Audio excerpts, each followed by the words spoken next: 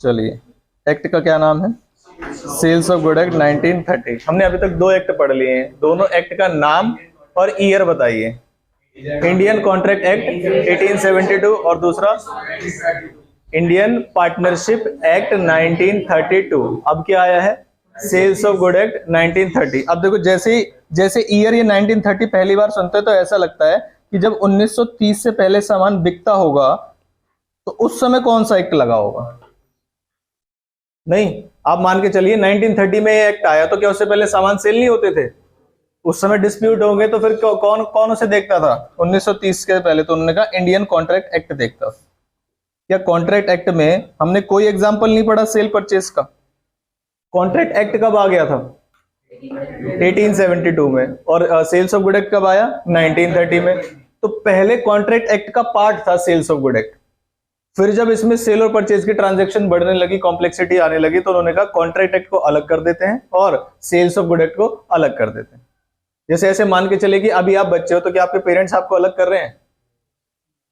क्या आपके पेरेंट्स आपको अलग कर रहे हैं? नहीं। जैसे जैसे आप बड़े होगे तो आपके अंदर का जो मेच्योरिटी लेवल है या फिर जो गधापना है, दोनों में से कुछ भी, वो आपके ऊपर डिपेंड करता है कि क्या बढ़ेगा, तो उस बेस पे बच्चों को अलग कर दिया जाता है। तो ऐसे ही ये है, जब जैसे ही सेल्स की ट्रांजैक्शन बड़ी होने लगी और ज्यादा कॉम्प्लेक्स होने लगी तो उन्होंने कहा सेल्स ऑफ गुड एक्ट अब तुम अलग हो जाओ, हमारा कॉन्ट्रैक्ट अलग और सेल्स ऑफ गुड एक्ट अलग।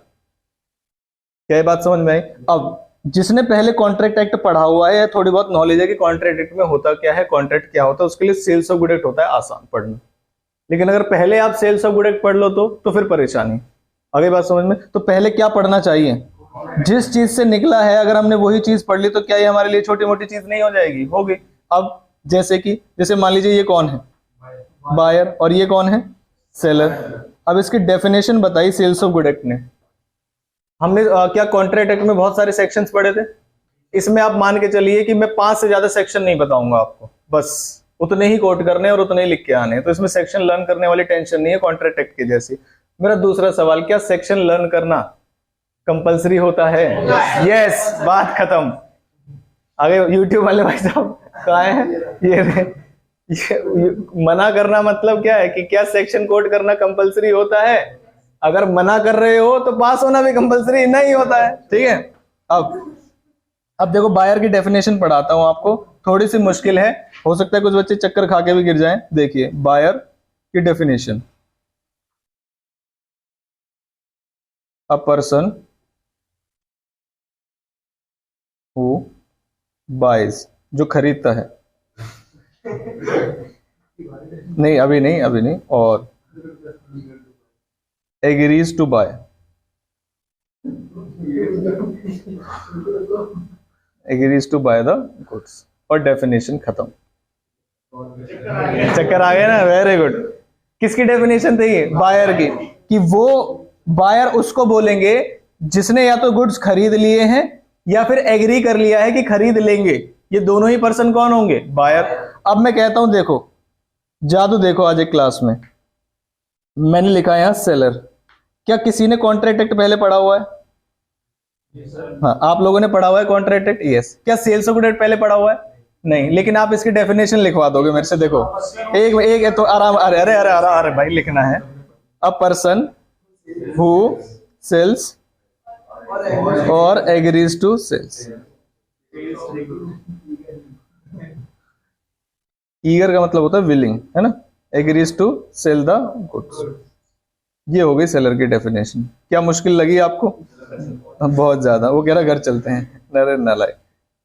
ये दो डेफिनेशन है किसकी? बायर की और सेलर की। कॉन्ट्रैक्ट एक्ट में हम परेशान हो गए डेफिनेशन याद करते करते। नहीं फ्रॉड की डेफिनेशन, नहीं अनड्यू इन्फ्लुएंस की डेफिनेशन, बहुत सारी चीजों की डेफिनेशन थी जिसने हमें तंग किया। लेकिन यहां से पता चला कि इस वाले एक्ट में आपको थोड़ा आराम मिलने वाला है।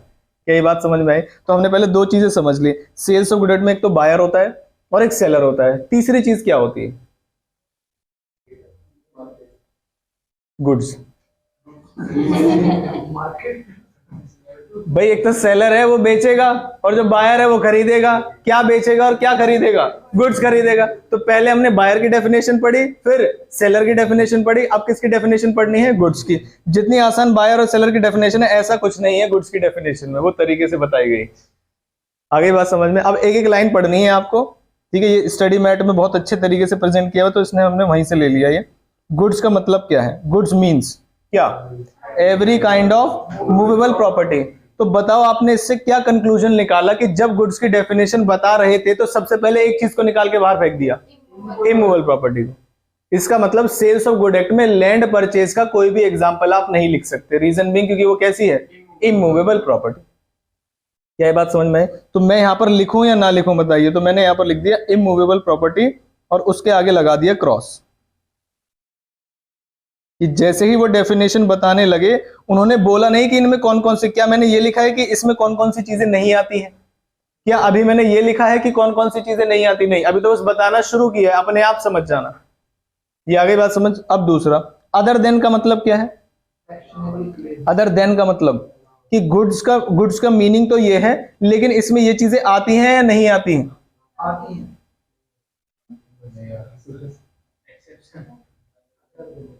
अदर देन का मतलब ये चीजें गुड्स में नहीं आती। आगे बात समझ में। अब उनमें कौन कौन सी चीजें हैं? जैसे पहला वर्ड क्या लिखा हुआ है? Actionable claims. एक्शनेबल क्लेम्स का मतलब क्या होता है? नेगोशिएबल इंस्ट्रूमेंट सुना है आपने? चेक कैश नेगोशिएबल इंस्ट्रूमेंट होता है, देखो बिल्स पेबल, ये सब सुना है आपने? तो ये जो चीजें होती है एक्शनेबल क्लेम्स होती है। अगर कोई मुझे चेक दे तो क्या इसका मतलब उसने मुझे गुड्स दिए? नहीं। पॉइंट आया समझ में? तो इसका मतलब एक्शनेबल क्लेम्स को आप यहां से हटा दीजिए, BRB जो BP आपके होते हैं। दूसरा, मनी इन सर्कुलेशन। क्या जो पैसे हैं क्या वो गुड्स हैं?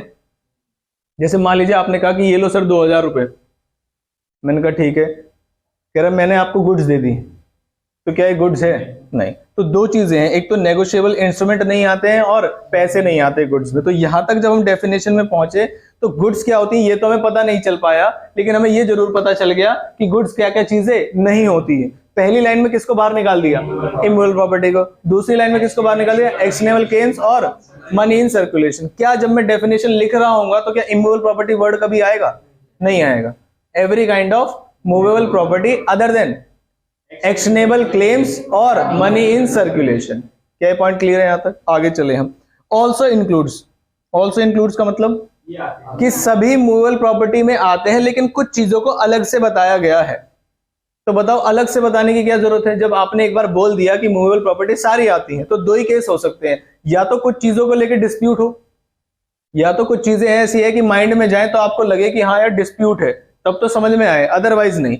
तो क्या आपको लगता है स्टॉक एंड शेयर्स पे कोई डिस्प्यूट होगा? हो सकता है। दूसरा, क्रॉप्स क्या होती हैं? क्रॉप्स फसल। क्या फसल मूवेबल होती है, इमूवेबल होती है? फसल जो उगती है, अगर इमूवेबल हो गई तो जमीन में ही जाके खाते हैं क्या हम, खेत में जाके? कैसी होती है? मूवेबल या इमूवेबल? मूवेबल। तो क्या इसमें डाउट आना चाहिए? नहीं। ग्रास जो जमीन के अंदर होती है, क्या वो मूवेबल होती है, इमूवेबल होती है? मूवेबल होती है वो भी। तो क्या इस पे डाउट आना चाहिए? नहीं। फिर उसके बाद हमने देखा थिंग्स अटैच्ड टू और forming part of land which agree to be shared. मतलब अगर एक लैंड है और उसके ऊपर मान लीजिए कोई ट्री है, तो आप मुझे बताएंगे कि ये जो ट्री है ये मूवेबल है या इमूवेबल? ट्री, हाँ जी, किसी भी चीज का ट्री होता है। हाँ जी, पीपल का पेड़ है, नीम का पेड़ है, उससे क्या लेना देना? मूवेबल या इमूवेबल? आपने ऐसा सुना है कुछ न्यूज में ऐसा था कि बहुत पुराना पेड़ था तो गवर्नमेंट ने हटाने की वजह से निकाल के कहीं और लगा दिया, ऐसा सुना है आपने? तो मूवेबल तो होता है। तो अब इन चीजों में डाउट तो नहीं था, लेकिन फिर अलग से क्यों लिखी गई इसका लॉजिक समझिए। आपने पढ़ा था इंग्लिश लॉ, हमारा कॉन्ट्रैक्ट एक्ट कहां से कॉपी है? इंग्लिश लॉ में। तो इंग्लिश लॉ में ये सारी चीजें एक्सक्लूजन्स में लिखी गई हैं। जो यहां पर ये लिस्ट बताई गई है ये कैसी है? एक्सक्लूजन्स में। मतलब इंग्लिश लॉ वाले इसको क्या नहीं मानते? गुड्स नहीं मानते इसको। लेकिन क्या इंडियन कॉन्ट्रैक्ट एक्ट में गुड्स मानते हैं? Answer is yes. ऐसे इंग्लिश लॉ और इंडियन लॉ कहां पर अलग है बताओ? कॉन्ट्रैक्ट एक्ट में या पार्टनरशिप में? पार्टनरशिप में एक पॉइंट पढ़ा था हमने, कौन सा? पार्टनरशिप का रजिस्ट्रेशन पेनल्टी है। कौन से लॉ में? इंग्लिश लॉ में। इंडियन लॉ में है पेनल्टी फॉर नॉन, नहीं, उन्होंने ऐसा ना, तो जूता भिगो के मारने का एक अलग तरीका है कि वैसे तो कंपलसरी नहीं है, बस हाँ थोड़े बहुत परेशानी है अगर आप रजिस्ट्रेशन नहीं कराएंगे तो। क्या ये बात समझ में? इंग्लिश लॉ वालों ने सीधे सीधे बोल दिया कि नहीं भाई साहब नहीं हो सकता, बात खत्म। पॉइंट आया समझ में? तो अब ये एक डेफिनेशन है जो आपको वर्ड टू वर्ड याद रखनी है एग्जाम के लिए, क्योंकि कोई ना कोई गुड्स का क्वेश्चन आएगा, तो पहले आपको गुड्स को डिफाइन करना है, फिर क्वेश्चन में कौन सी गुड्स पूछी है वो बताना है। तो मीनिंग में पूछ रहा हूं उसे, goods means every kind of movable property other than actionable claims और money in circulation includes stock and shares, growing crops, grass और एनीथिंग अटैच्ड टू अर्थ या land which is agreed to be severed. Severed का मतलब जिसे अलग कर सकते हैं, ये पढ़ लीजिए एक बार। थिंग्स अटैच्ड और forming part of land which is agreed to be severed. Severed का मतलब क्या होता है? अलग करना उसको। क्या ये बात समझ आ गई? पक्का पूछ लूं क्या मैं आपसे? आप बताओ। नहीं, अब नहीं दिखाना। Goods means every kind of movable property other than actionable claims और money in circulation, also includes stock, shares, grass, growing crops or things attached to earth or forming part of land which is agreed to be saved। क्या ये बात समझोगे? क्या definition याद करना जरूरी है? Answer is yes. नंबर चाहिए तो। और हम सब यहां पर सुबह सुबह उठ के क्यों आए हैं? क्योंकि नंबर चाहिए। ठीक है, फिर आए किसकी डेफिनेशन कि गुड्स के टाइप्स क्या हैं। अपने दोस्तों को ना देखें इनके अंदर। ये है टाइप्स ऑफ गुड्स या काइंड्स ऑफ गुड्स के कितने काइंड्स के गुड्स हैं? अरे आकाश, अच्छा, अरे ये सब आकाश के फ्रेंड हैं। ठीक है, अब वापस आ गए हम। ठीक है, ठीक है, वापस आ जाइए। गुड्स के कितने टाइप्स हैं? 3 टाइप्स है। तो मेजरली जो कैटेगरी है वो कितनी है? 3। एग्जिस्टिंग गुड्स, फ्यूचर गुड्स और कंटिंजेंट गुड्स। इसमें से क्या कंटिंजेंट वर्ड हमने पहले कहीं सुना हुआ है? कहां पर? Contingent contract. और कंटिंजेंट कॉन्ट्रैक्ट का वैसे मीनिंग क्या होता है? अनसर्टेन प्लस हैपनिंग और नॉट हैपनिंग के ऊपर बेस्ड होता है। इसका मतलब हो भी सकता है और नहीं भी। तो इसका मतलब यहां पर ऐसे कुछ गुड्स होंगे जो अभी तो नहीं होंगे, उनका आना या ना आना भी डिपेंडेंट होगा किसी ना किसी चीज पे। पता नहीं है, लेकिन आइडिया हमने लगा लिया कंटिंजेंट गुड्स क्या होते हैं। फिर एक गुड्स है एग्जिस्टिंग गुड्स। आपको पढ़ के क्या लग रहा है एग्जिस्टिंग गुड्स कौन से होंगे? जो है हमारे पास अभी। फ्यूचर गुड्स कैसे होंगे फिर? यानी कि अभी हमारे पास नहीं है और आ सकते हैं। तो फ्यूचर गुड्स में और कंटिंजेंट गुड्स में क्या डिफरेंस होगा? फ्यूचर गुड्स में वो बस इतना बताएगा कि इतने दिन आ जाना और गुड्स ले जाना। कंटिंजेंट में ये बताएगा कि वो वाले गुड्स मैं आपको दे तो दूंगा लेकिन मेरे पास आ गए तो वो 2 कहानी बताएगा आपको। किसके केस के अंदर? कंटिन्यू, मतलब कोई डिपेंडेंसी बताएगा। और फ्यूचर में सीधी सीधी बात बताएगा। क्या ये बात समझ में आई? उसके बाद कौन से गुड्स हैं? एग्जिस्टिंग। एग्जिस्टिंग के कितने टाइप्स हैं? 3। पहला स्पेसिफिक, एसर्टेन और अनएसर्टेन। पॉइंट आया समझ? तो पहले मैं एग्जिस्टिंग गुड्स का मतलब बता रहा हूं। एग्जिस्टिंग गुड्स का मतलब those are present at the time of contract. Existing goods are those goods which are present or are in existence at the time of contract। तो वो कौन से गुड्स हो गए? एग्जिस्टिंग। फ्यूचर गुड्स कौन से होंगे? जो नहीं है eight the time of contract और विच आर टू बी, आपके पास लाना पड़ेगा पहले। पॉइंट आया समझ? तो ये कौन से गुड्स होंगे? फ्यूचर। और कंटीजेंट कौन से होंगे? ऐसे गुड्स जिसका प्रोक्योरमेंट या आना हमारे पास क्या है? डिपेंडेंट अपॉन हैपनिंग और not happening of a future uncertain event. क्या ये बात समझ आई? तो अब हमें एग्जांपल देखने हैं इन सभी की। एग्जिस्टिंग के एग्जांपल कौन से, फ्यूचर के एग्जांपल कौन से और कंटीजेंट के कौन से। पहले स्पेसिफिक का देखिए।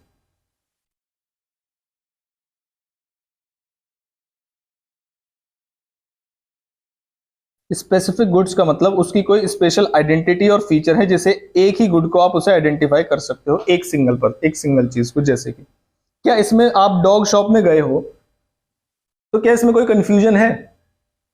अगर मान लीजिए कोई व्यक्ति कहता है कि मुझे ये वाला डॉग चाहिए तो क्या उसे यही मिलेगा?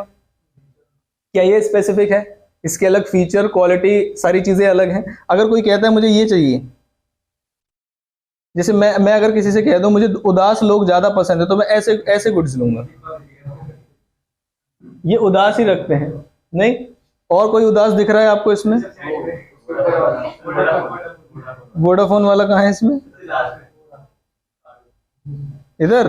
हाँ, ये पैदा ही बेचारे ऐसे हुए थे, इनकी दिक्कत नहीं है। अच्छा, खुश कौन से लग रहे हैं आपको? इसका मतलब तुम्हें पता है। Very good. तो जिसकी जीभ बाहर निकली है, मुझे लगता था वो लोग भूखे हैं। अच्छा, वो खुश होते हैं। चलिए। और कुछ लोग ऐसे हैं वो कह रहे हैं कि हमारा यहाँ क्या काम, पहले हमें बताओ। तुम जो हमें इस एग्जांपल में लाए हो, हमारा काम क्या है यहाँ? तो हमने क्या कहा, तुम एग्जिस्टिंग गुड्स हो which are present at the time of contract, और तुम्हें सेपरेटली आइडेंटिफाई किया जा सकता है तुम्हारे अलग फीचर के बेस पे। पॉइंट आया समझ में? तो ये एग्जिस्टिंग गुड्स की कौन सी कैटेगरी है? Specific goods. क्या ये बात समझ में आई? मान लीजिए आप किसी शोरूम में गए और वहां पर फोन लगे हुए हैं बहुत सारे, तो क्या हर एक मॉडल का अपना अलग एक फीचर होता है, नाम होता है? जैसे मैं कह दूं कि अगर आईफोन में ही है तो क्या बहुत सारी कैटेगरी है? इवन मैंने बोला अगर आईफोन 13 है तो क्या उसमें भी कैटेगरी है? यस। कौन कौन सी कैटेगरी होती है? एक तो मिनी है, एक नॉर्मल है, एक pro, max pro, ultra max pro, मतलब ये चलता रहेगा। तो क्या अलग से आइडेंटिफाइबल है? यस। प्रेजेंट है eight the time of contract? Yes. क्या ये बात समझ में आई? तो स्पेसिफिक गुड्स का मतलब जिसकी कोई स्पेसिफिक आइडेंटिटी, फीचर वगैरह कुछ है, उसे स्पेसिफिक गुड्स बोलते हैं। हमें फिर कौन से गुड्स पढ़ने? एसर्टेन। पहले स्पेसिफिक का एग्जांपल क्लियर हो, फिर आए हम दूसरे एसर्टेन। जब सभी के एग्जांपल पढ़ लेंगे तब समझ में आएगा पहला दूसरे से क्यों अलग। यहां पर हमने लिखा कौन से goods? Ascertain goods. Ascertain goods समझिए। जैसे मान लीजिए मैं किसी के पास गया और मुझे गेहूं की बोरियां चाहिए थी, किसी के गोडाउन में मैं गया हूं, ठीक है, या वेयर हाउस में मैं चला गया और मैंने कहा मुझे गेहूं की बोरियां चाहिए। तो क्या एक गेहूं की बोरी होगी या बहुत सारी होगी? मैंने कहा उसके पास एक ही क्वालिटी का वीट है लेकिन बल्क क्वांटिटी में, मतलब वहां पर बोरियां रखी हुई हैं बहुत सारी, इस तरीके से बोरियां रखी हुई। अब इसमें परेशानी वाली बात क्या है? क्या ये सेपरेटली आइडेंटिफाइबल है? अलग कोई फीचर है? किसी बोरी का कोई अलग फीचर होगा? और मैंने एक चीज क्लियर कर दी है कि जो यहाँ पर वीट है वो कैसी क्वालिटी का है? सेम क्वालिटी का, वीट ऑफ क्वालिटी ए। ऊपर वाले एग्जाम्पल में क्या मैं एक गुड्स को दूसरे गुड्स से अलग कर सकता हूं? इसमें भी अगर फोन है, मान लीजिए आईफोन है, तो क्या मैं इसमें भी अलग कर सकता हूं? यस। दूसरे वाले केस में भी परेशानी आ रही है मुझे कि जब तक आप बताओगे नहीं। तो उसने कहा कि ठीक है मैं मार्क कर देता हूं। मैंने कहा मुझे 5 बोरी चाहिए, तो मैं 5 या 6 बोरी चाहिए, तो मैंने ऐसे मार्क कर दी। मतलब मार्क करने का मतलब है या तो मैं उसे मार्क कर दूं, मैं अपना नाम लिख के चला जाऊं, उस पर कोई पर्ची लगा के चला जाऊं, या फिर मैं ऐसे नहीं होता कि बल्क वहां पर है और मैंने अपनी गुड्स साइड कर ली। क्या ऐसा हो सकता है? क्या ये गुड्स आपको दिखाई दे रही है, एग्जिस्टेंस में है? यस। तो इसका मतलब हम जो भी कैटेगरी अभी पढ़ रहे हैं कौन सी गुड्स में है? एग्जिस्टिंग गुड्स में।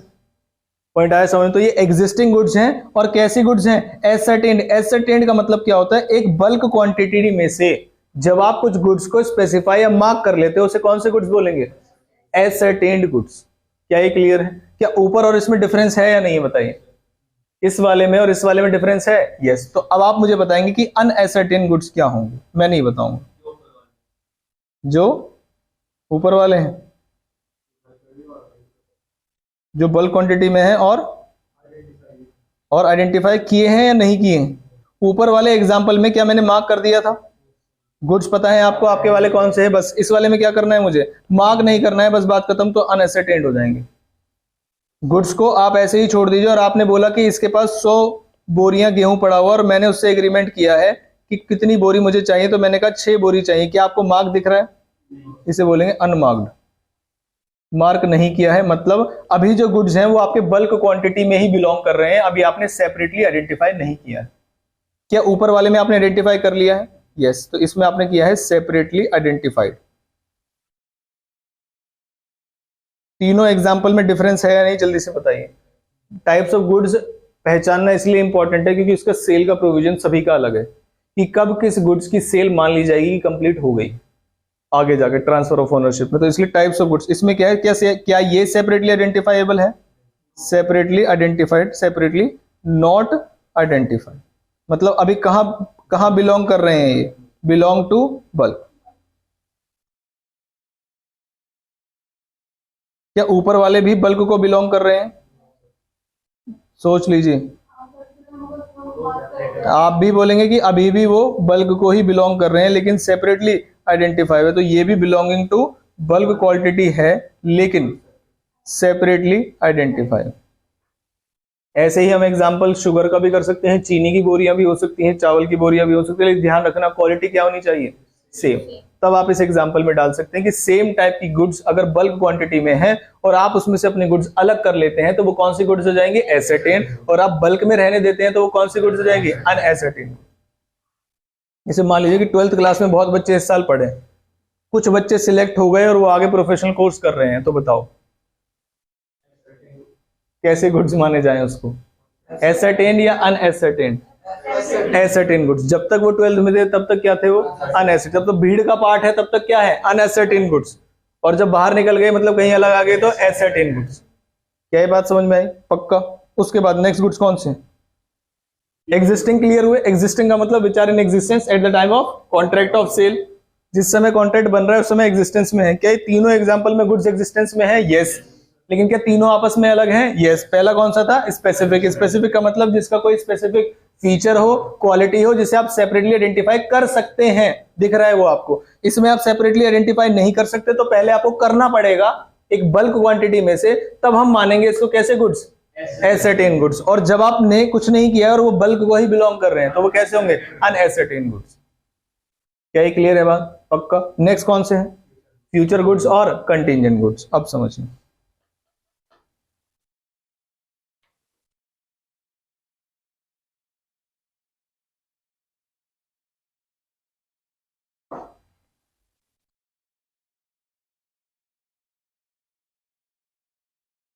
एक ही एग्जाम्पल को हमें चेंज करके ये बताना है कि कब ये फ्यूचर गुड्स का एग्जाम्पल होगा और कब ये कंटीजेंट गुड्स का एग्जाम्पल में कन्वर्ट हो जाएगा। देखिए, जैसे मैंने कहा, मैं एक किसान के पास गया और मैंने उससे बोला कि फसल खरीदनी है, तो बताओ किस चीज की फसल सही रहेगी जो ज्यादा बिक जाए?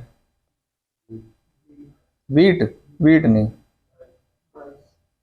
राइस की। चलो, मैं राम प्रसाद के पास गया और मैंने इससे बोला कि भाई साहब आपकी जो फसल है ये चाहिएगी मुझे, लेकिन ध्यान रखना इस बार वाली नहीं, अगले साल जो होगी, क्योंकि तो ये साल चला गया। जो भी अगले साल आपके यहाँ पर फार्म पे जो भी फसल उगेगी वो 2023 वाली जो गुड्स है वो मैं खरीदूंगा। क्या ये एग्रीमेंट फार्मर पहले ही कर लेते हैं? ऐसा तो नहीं कि फसल उगेगी तभी सेल होगी, नहीं। कुछ लोग क्या है, पहले जैसे बिग बाजार वगैरह या वॉलमार्ट है, किसानों से पहले ही कॉन्ट्रैक्ट कर लेते हैं।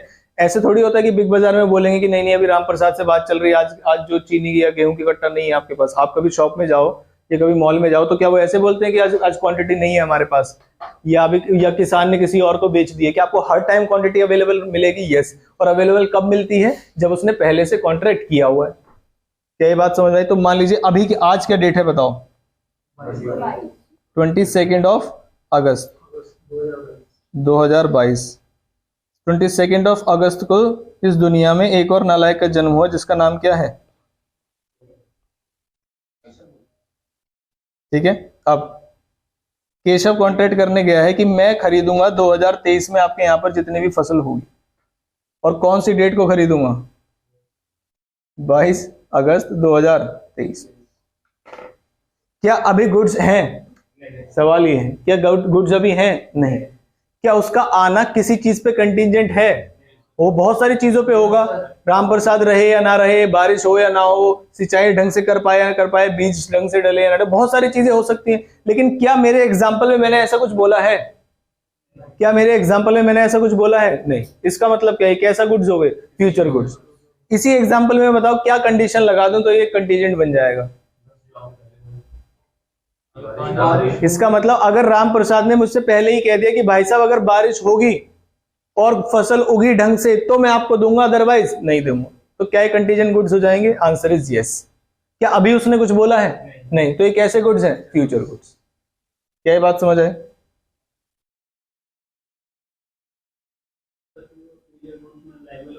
हाँ जी। अभी हम पढ़ेंगे कि जब हम फ्यूचर गुड्स का कॉन्ट्रैक्ट करते हैं तो वो कॉन्ट्रैक्ट कैसा होता है, क्या वो कॉन्ट्रैक्ट भी होता है या एग्रीमेंट ही रह जाता है, तो अभी पढ़ेंगे एक बार कि एनफोर्सेबिलिटी आएगी या नहीं। जैसे मान लीजिए मैं आपसे बोलूं क्या आईफोन 14 आ चुका है? आईफोन 14 अभी मेरे ख्याल से लॉन्च नहीं हुआ है। नहीं हुआ? नहीं हुआ। इंडिया में तो नहीं है, इतना तो पता है, बाहर का पता नहीं। आईफोन 14 मैं किसी से बोल रहा हूँ, किसी डीलर से बात कर रहा हूँ कि जैसे ही आईफोन 14 आ जाए एक आईफोन मुझे चाहिएगा, ध्यान रखना पहले बुकिंग ले लो।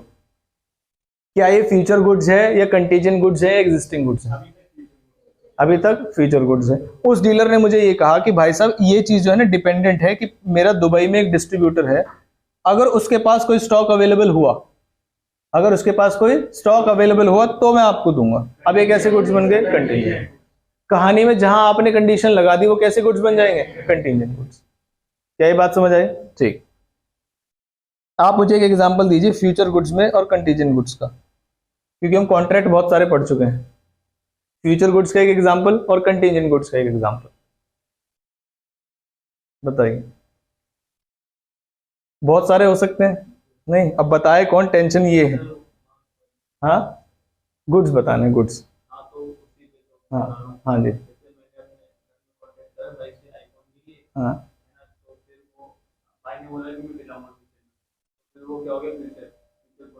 कौन सा आईफोन? कॉन्ट्रैक्ट नहीं पढ़ रहे हम, फिर टेंशन में आ जाओगे आप। हम क्या पढ़ रहे हैं? गुड्स। अब भाई ने कहा आईफोन दिलाऊंगा, तो क्या आईफोन कहीं ना कहीं है? तो क्या ये फ्यूचर गुड्स का एग्जांपल है? 14 का तो मैंने दे दिया, नालायक। नहीं 16। बढ़िया बढ़िया। हाँ। जब जो भी आईफोन होगा वो दिलाऊंगा। हाँ ठीक है ठीक है। अच्छा उस गुड्स का आना या ना आना डिपेंडेंट है क्या? यस। तो कौन से गुड्स हो गए? Contingent goods.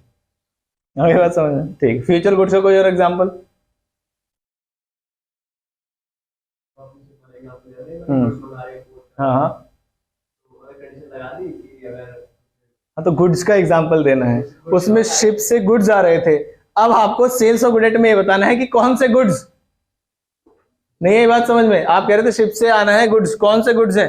जैसे मान लीजिए दुबई से सोना मंगा रहे हैं हम, तो क्या सोना एग्जिस्टेंस में है? Answer is yes. तो वो कैसे गुड्स होंगे?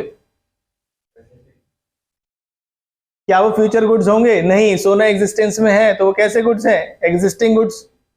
दूसरा आगे फ्यूचर गुड्स और कंटीजेंट गुड्स बताना है आपको।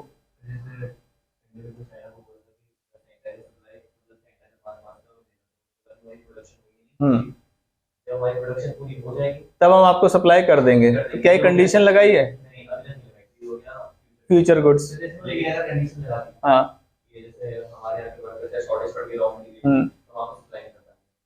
ठीक है। जैसे मान लीजिए इंडिया के पास का जो वीट है वो इनफ क्वांटिटी में होता है, ठीक है, हर साल। क्या अभी एग्जिस्टेंस में है वीट? Answer is yes. 2023 के लिए इंडिया ने कॉन्ट्रैक्ट किया है कि अगर हमारी जो वीट की सप्लाई चेन है, मान लीजिए हमें कहीं और से भी वीट आता है, तो मान लीजिए हमने कहा रशिया से जो वीट आ गया हमारा, तो हम श्रीलंका को दे देंगे, अदरवाइज नहीं देंगे। जैसे हम श्रीलंका को क्या पेट्रोल देते हैं हमारी गवर्नमेंट, तो उन्होंने कहा अगली बार अगर रशिया ने इंडियन रुपीज में पेमेंट एक्सेप्ट कर ली तो हम तुम्हें पेट्रोल देंगे, अदरवाइज नहीं देंगे। पता चले तो हम पे ब्रीच का एग्रीमेंट लगा दो, ब्रीच कॉन्ट्रैक्ट करा दो। पॉइंट आया समझ में? तो उन्होंने ये कहा है कि अगली बार जो रशिया है, क्योंकि वॉर चल रही है, कुछ भी हो सकता है, तो उन्होंने कहा अगली बार वाला जो कॉन्ट्रैक्ट है वो कंटीजेंट बनाना, नॉर्मल कॉन्ट्रैक्ट मत बनाना। और कंटीजेंसी क्या होगी कि अगर रशिया ने रुपीज को बैन नहीं किया और रुपीज में पेमेंट एक्सेप्ट कर लिए तो हम तुम्हें पेट्रोल सप्लाई करेंगे। किसको? श्रीलंका को, अदरवाइज नहीं करेंगे। तो ये कैसे गुड्स हो गए? Contingent goods. क्या अभी मेरे पास वो पेट्रोल है? अभी 2023 में आएगा वो, और अभी एग्जिस्टेंस में भी नहीं होगा, निकाल रहे होंगे वो, तभी तो देंगे। ऐसा तो नहीं उन्होंने कहीं स्टोर करके रखा हुआ है, नहीं, वो मैन्युफैक्चरिंग चलती रहती है, माइनिंग जो भी है उनकी। क्या ये बात समझ में आई? बताइए। फ्यूचर गुड्स का मतलब गुड्स अभी नहीं है, आगे आगे बन सकते हैं। जैसे मान लीजिए करण की शादी है, ध्यान से सुनिए, करण की शादी है और इसने मनीष मल्होत्रा, मनीष है मुनीष है, मनीष मल्होत्रा है, तो मनीष मल्होत्रा से बोला है कि भाई साहब 2023 में जो भी लेटेस्ट डिजाइन होगा उस समय का टॉप मोस्ट वही आप मुझे बना के देंगे। फ्यूचर गुड्स है कंटीजेंट? Future goods. ये आगे बात समझ पक्का? और उन्होंने ये कहा कि ठीक है, लेकिन अगर वो टॉप मोस्ट मेरे किसी क्लाइंट को पसंद आ गया तो मैं तुम्हें नहीं दूंगा, अगर उन किसी को पसंद नहीं आया तो मैं आपको दे दूंगा। तो ये कैसे गुड्स हैं? Contingent goods. पॉइंट आया समझ में? हाँ हाँ हाँ, उस दुकान में नहीं है, तो वो जो दुकानदार है वो ये कहना चाहे, मतलब दुनिया में कहीं भी है तो फिर तो वो एग्जिस्टिंग गुड्स है। हाँ, जैसे मान लीजिए मैंने कहा कि आपके पास मान लीजिए अंकिता के पास आईफोन 13 प्रो मैक्स है, ध्यान से समझना। आपने मुझसे कहा कि सर कोई आईफोन 13 मैक्स प्रो दिला दो जरा। इन्होंने मुझसे कहा था कि मैं सोच रही हूँ बेच दूं, तो मैंने आपसे कॉन्ट्रैक्ट क्या कर लिया कि अगर मैं इनसे खरीद पाया तो मैं आपको बेच दूंगा। तो ये कैसे गुड्स हैं? इनका मेरे पास आना, जो इनका फोन है उसका मेरे पास आना, क्या वो डिपेंडेंट है? यस, कि वो मुझे देंगे या नहीं देंगे, इस चीज पे डिपेंडेंट है हमारा कॉन्ट्रैक्ट। आगे बात सुनो, तो कंटीजेंट गुड्स का मतलब ये है कि हो सकता है वो कहीं पे हो, लेकिन उसका मेरे तक आना क्या है? अनसर्टेन है, कि आ भी सकती है और नहीं भी आ सकती। आगे बात, लेकिन फ्यूचर गुड्स में क्या गुड्स पूरी दुनिया में कहीं पे है? नहीं है। तो फ्यूचर और कंटीजेंट में समझ में आ गया। कंटीजेंट का मतलब वो हो भी सकता है कहीं दुनिया में है। पॉइंट आया समझ में? बताओ। सर जैसे मैं वो गया, वो कार की बाइक की शोरूम में गया, मैंने उनसे कहा फ्लाइंग बाइक जो होती है वो बन जाएगी। तो ये फ्यूचर गुड्स है। अभी तक तो फ्लाइंग बनी नहीं है, लेकिन साउथ इंडियन मूवी में तो दिखा देते हैं फ्लाइंग बाइक, फ्लाइंग रिक्शा सब चलता है वहां तो। हाँ चलो ठीक है। और कंटीजेंट? कंटीजेंट में मैंने उनसे कहा कि अभी मैं एक इलेक्ट्रिक कार परचेज कर लूंगा जो कि अराउंड मेरे को वन चार्ज में 2000 किलोमीटर चले। ठीक है। वो कह रहे अभी ये टेक्नोलॉजी सिर्फ चाइना में है, अगर इंपोर्ट हो गई हम उनसे बात कर रहे हैं। तो क्या है कंटीजेंट गुड्स है? Answer is yes. ठीक है, वेरी गुड। आप बताइए। हाँ अभी सोच रहे थे? नहीं है, ऐसा मान के चलिए आप। एग्जिस्ट ही नहीं करती। हाँ ऐसा मान के चलिए। डोरेमोन मुझे लाके देना? क्या एग्जिस्टेंस में है डोरेमोन? हाँ मिल जाते हैं, शॉप पे बहुत होते हैं। अच्छा अच्छा अच्छा। तो डोरेमोन बताओ जरा कैसे गुड्स है? इनिशियल इम्पॉसिबिलिटी वॉइड, नालायक। हाँ अब आप बताओ, फ्यूचर गुड्स बताओ।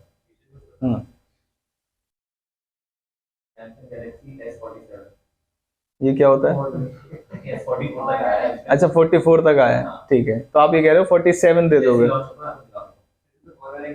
क्या मैं रिकॉर्ड कर लूं इसको? अच्छा 47, ठीक है ठीक है। चलिए तो आप मुझे जैसे ही वो आएगा वो मुझे देंगे, ठीक है। ये डमी दो यार, नालायक। फ्यूचर गुड्स और कंटीजेंट में कैसे कन्वर्ट करेंगे इसको? लेकिन अगर मेरे सप्लायर जो है मेरी शॉप पे आके सप्लायर है, ठीक है। हाँ अगर उसके पास पहुंच गया, हाँ अगर ये वापस अगर नहीं पहुंचा हाँ ये बात आपने बता दी है तो कंटीजेंट हो जाएगा, ठीक। हाँ जैसे मान लीजिए आकाश कह रहा है कि मैं कोई ऐसा कुत्ता खरीदूंगा, मतलब उसके पास गया, शॉप के पेट शॉप में गया है। नहीं रुक जाओ। ये कह रहा है कोई ऐसा कुत्ता खरीदूंगा कि अगर मेरा मैथ्स का सम सॉल्व ना हो रहा हो तो उसके मेरे पास आने ही, हाथ लगाते ही वो सम सॉल्व हो जाए और मैं से एग्जाम में भी लेके जाऊंगा। फाउंडेशन में एग्जाम में लेके जाएगा। तो ये कैसे गुड्स है बताओ? Void, initial impossibility. एग्जाम्पल आ गया? ये दूसरा दूं? एक और आकाश का एग्जाम्पल देखो, फ्यूचर गुड्स।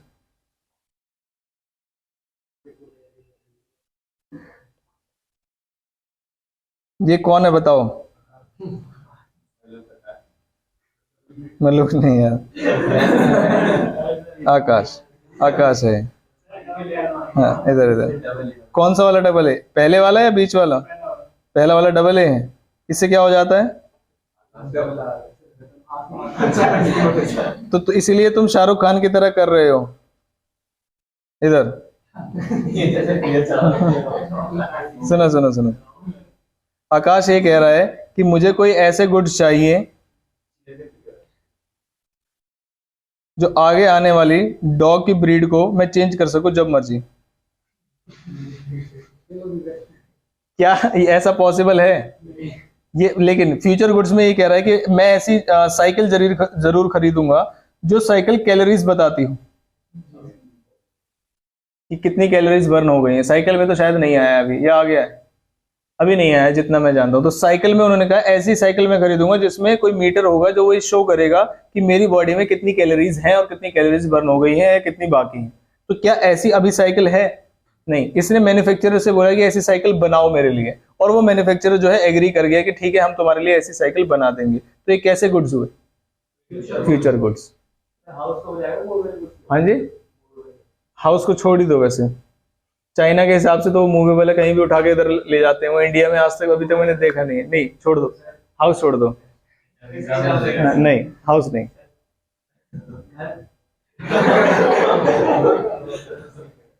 वाह मैंने कहा कि मैं ऐसा बनाऊंगा जो कहीं भी ले जा सके, वैसे हवा में उड़ता हो। वैसे हर जगह पता है कि जूते लगेंगे तो पहले ही घर को एडजस्टेबल बना लो। हाँ वॉइड है, वॉइड उड़ता, हाउस उड़ता मतलब क्या है? ये तो दुनिया में नहीं उड़ता अभी के लिए, तो वॉइड है ना। मैंने जो आपको एग्जांपल दिया है कि ऐसी टेक्नोलॉजी आने वाली होगी पक्का, क्योंकि बाइक वगैरह में मैंने देखा आ चुकी है, वॉचेस में आ चुके हैं, तो साइकिल में आ जाए कल को तो ये बहुत दूर नहीं है कि घर उड़ रहे हैं। चलो ठीक है, लेकिन घर को मत उड़ाओ तुम, घर इमूवेबल प्रॉपर्टी में मान लीजिए, ठीक है। कंटीजेंट,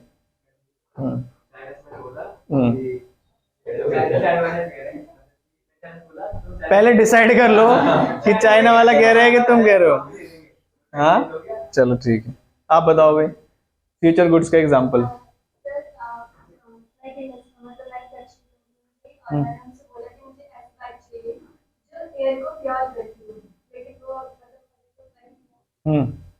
अच्छा, कोई आपको नई इन्वेंशन नहीं करानी है, बस आप ऐसा भी कर सकते हो कि अभी नहीं है हमारे पास, जरूरी नहीं है कि आपको इन्वेंशन ही करानी है, बस ऐसा हो कि मेरे पास अभी नहीं है। जैसे मान लीजिए आपने कहा कि आप किसी टेलर के पास गए, शोरूम में गए, वहां पे एक डमी पे एक ड्रेस लगी हुई है, उन्होंने कहा कि ये जो ड्रेस है वो डमी वाली है और अभी जो दूसरी वाली है वो भी बनी नहीं है, तो आप एक वीक बाद आना जब वो बन जाएगी। तो ये कैसे गुड्स हो गए? Future goods. हाँ, मुझे लग रहा है वैसे जो माइंड है वो 8th में ही छूट गया है, 10th के बाद, ठीक है। हाँ, साइंस कहाँ मिलती है? गुड्स है, कोई मूवेबल है, इमूवेबल है? गुड्स का एग्जांपल देना है, ऐसे ही नहीं कह सकते अब आप गुड्स होनी चाहिए। हाँ, मैं तो पढ़ाते नहीं ना, लेकिन 8th को। अच्छा अच्छा, चलो मान ले।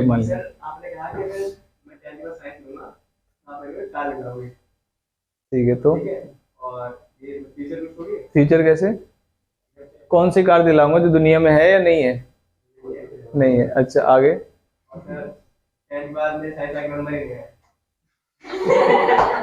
और ये बात कितनी खुश होके बता रहा है, मतलब चलो ठीक है। आपको नॉर्मल फ्यूचर गुड्स बताने, आप समझ में आया? शोरूम वाला एग्जांपल समझ में आया कि ऐसा हो सकता है कि गुड्स अभी एग्जिस्टिंग नहीं है, वो बना देंगे थोड़ी देर में, उसमें क्या है? केक का ऑर्डर, तो उसने कहा कि अभी अब मैं बना दूंगा केक आपके लिए, फ्रेश चाहिए था आपको, तो कैसे गुड्स है? Future goods, simple.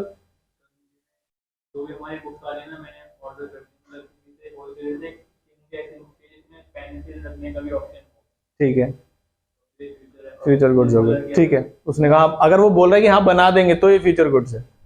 Future goods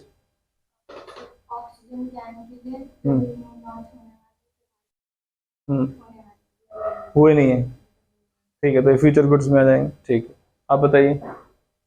dealership से मैंने बोला कि मुझे 20 to 50 लाख का स्टॉक चाहिए, अगर उसके पास आ जाएगा तो मुझे दे देगा, ये कंटीजेंट हो गया। और ये बोलिए कि मैं जब उसके पास ऑर्डर देने गया तो मैंने कहा 20 लाख का माल पैक कर दो, तो उसने कहा अभी तो मेरे पास नहीं है, ये तो बनवाना पड़ेगा, इसके लिए रुकना पड़ेगा आपको, तो कैसे गुड्स हो गए? जैसे मान लीजिए मुझे बैग का ऑर्डर देना है कि 50 बैग जरा बनवा दीजिए, तो ये कैसे गुड्स होंगे? Future goods. वो ये कह रहा है कि सर यही वाली मटेरियल में चाहिए, अलग चल जाएगा। मैंने कहा नहीं, यही मटेरियल चाहिए मुझे। उसने कहा कि ये वाला जो मटेरियल है किसी और स्टेट से आता है, अगर इस बार सेम मटेरियल आया तो मैं आपके बैग बना दूंगा। तो कैसे हो गए कंटेन? ये क्लियर हो गया? हाँ, तो वो फ्यूचर गुड्स हो गए। अभी तो है नहीं, जब सिलवाएंगे। ऐसे ही कपड़े भी होते हैं, जैसे आपने मान लीजिए कपड़े दे दिया किसी को सिलने के लिए, तो कैसे गुड्स है? Future goods. Manufacturing car company वगैरह, हाँ टेस्ला में, ठीक है, तो सर मैंने ऑटो ड्राइविंग कार का ऑर्डर दिया, उन्होंने मुझे चाहिए 2025 में, ठीक है, और उन्होंने बोला ये फ्यूचर गुड्स हो गए। ठीक है, उन्होंने बोला कंटीजेंट गुड्स में, जैसे सर इंडिया अप्रूव कर दिया हमारे शोरूम का इंडिया में, तो हम दे देंगे, बिल्कुल ठीक है। अगर कंडीशन लगा रही है तो क्या है? Contingent goods. आगे बात समझ में सबका हो गया? ठीक है, आगे चल सकते हैं। अब ये थे टाइप्स ऑफ गुड्स। इससे पहले क्या पढ़ा हमने? सबसे पहले क्या पढ़ा? सबसे पहले डेफिनेशन पढ़ी किसकी? बायर और सेलर की। बायर की डेफिनेशन क्या है? द पर्सन हु बायज और agrees to buy the goods. Seller the person who sells और agrees to sells the goods. फिर किसकी डेफिनेशन आई? गुड्स की। Goods means every kind of movable property other than actionable claims और money in circulation. तीसरा also includes stock, shares, growing crops, grass or things attached to earth or forming part of land which is agreed to be severed। ये definition कुछ इस तरीके की होगी कि जैसे लास्ट में नहीं होता कि प्रेयर में कुछ बच्चे खड़े हैं, बोल नहीं रहे, गाना गा रहे हैं मन मन में, तो कुछ बच्चे इसमें छुप गए। अभी देखो आइडेंटिफाई करता हूं मैं कैसे कैसे लाइन से, बताइए गुड्स की definition.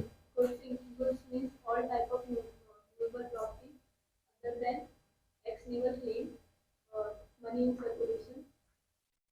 Also include stock and shares. एक पॉइंट है स्टॉक एंड शेयर्स वाला, 4 पॉइंट्स हैं इसमें। सेकंड तो वाला थोड़ा सा इंग्लिश आई नहीं कि मतलब पहले हथियार डाल दिए। आगे आगे बताओ नेक्स्ट। Growing plants.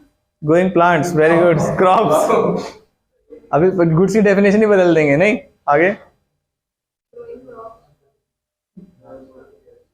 अभी तो आप कहते फोर्थ भूल गए, सेकंड आपने Grass. ग्रास, उसमें ग्रोइंग, हाँ उसके बाद Things or property. Things attach to earth और forming part of land which is agreed to be severe. ये ऐसा ही पॉइंट है जैसे आपका वो वाला पॉइंट नहीं है नेगेटिव कंडीशन। नेगेटिव कंडीशन वाला पॉइंट क्या था?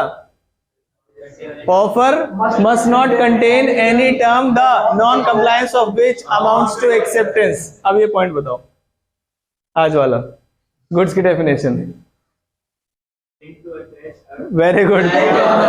गुड्स की डेफिनेशन बतानी है गधे, गुड्स की डेफिनेशन बतानी है। नहीं नहीं ये वाला पॉइंट था, गुड्स की definition. Every kind of movable property ठीक है, other than actionable claims and money in circulation. ठीक है। Also includes Stock shares, growing crops, grass. और ये वाला और ये वाला और ये वाला पॉइंट, हाँ कौन सा? or forming part part of, of a land which is agreed to be shared. Very good. शुरू से मतलब क्या 1970 से बताओगे? गुड्स की डेफिनेशन है वो बतानी है, ठीक है। विराम। Other than हाँ, you claim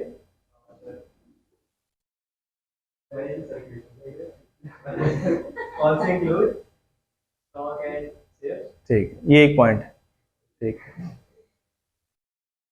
growing crops, ठीक है, grass, ठीक है। हाँ क्या है? sewer, सीवर नहीं है, सीवर सीवियर्ड। क्या पॉइंट क्या है ये? हाँ जी,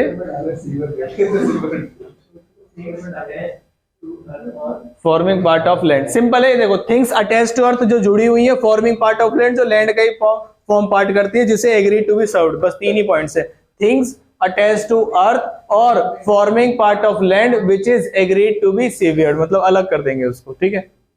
every kind of movable property other than actionable claim, money in circulation, also include shares and stock and shares, growing crops, grass, things attaching.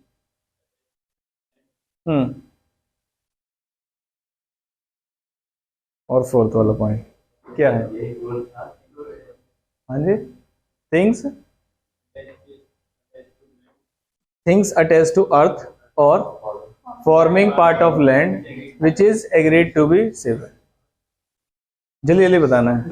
Goods,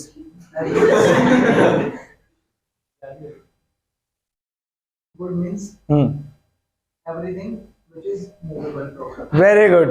this is definition as per Suraj, not as per sales of good act. हाँ, Means goods means every movable property every kind of movable property, ठीक है। दूसरा other than actionable claim और, or money in circulation. ठीक है, Also includes हाँ stock and share, ठीक है, growing crops, हाँ grass, हाँ things attached to earth or forming part of land, agreed to severe. सीवियर्ड, ठीक है, बिल्कुल ठीक। जल्दी, Goods means every kind of movable property ठीक है। other than actionable claims and stock and shares नहीं, money in circulation. Hmm, Also includes stock and shares, ठीक है, growing crops, हाँ grass, hmm, and and fourth वाला point है ना, very good, कह रहे हैं हाँ।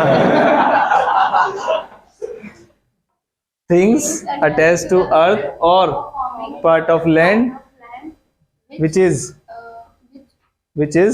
Agreed to be severed. ठीक है, आप बताइए आपका नाम क्या है, पहले ये बताओ। सुजीत, हमने क्या क्या पढ़ा आज? गुड्स की डेफिनेशन, बाय सेलर की डेफिनेशन, और गुड्स के टाइप्स, कौन कौन से टाइप्स हैं? 3 टाइप्स, कौन कौन से? Existing goods, future goods, continuing goods. Existing के अंदर कितने आते हैं? कौन कौन से? हाँ अनसर्टेन गुड्स, असर्टेन गुड्स। ठीक है, अब बताओ डेफिनेशन। हाँ गुड्स मींस मूवेबल प्रॉपर्टी, हाँ, includes other than, includes other than, नहीं, गुड्स शुरू से बता। हाँ शुरू से सुन लो। बताओ। गुड्स मींस हाँ, every movable property, every kind of movable property. kind of property other than actionable claims, money in circulation, includes stock exchange, growing crops, grass,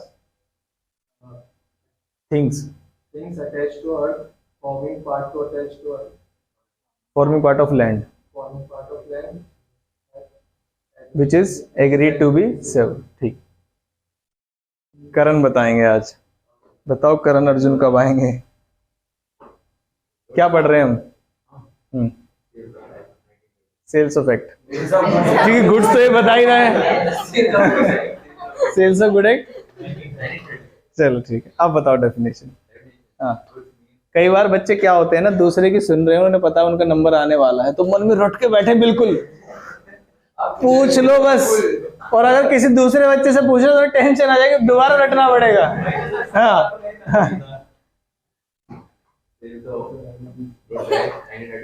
sales of good act 1930 पढ़ रहे, क्या क्लियर है सभी को? Very good, आप बताइए। हाँ, every kind of immovable property, खत्म ही कर दो डेफिनेशन को, मूवेबल प्रॉपर्टी। ये तो छोटी सी गलती है, आई तो लगा है बस। आगे आगे, एंड ठीक है, ऑल्सो वर्ड जरूर लगाना है आपको, क्योंकि इंक्लूड्स का मतलब बस यही आते हैं, ऑल्सो इंक्लूड्स का मतलब ये भी आते हैं।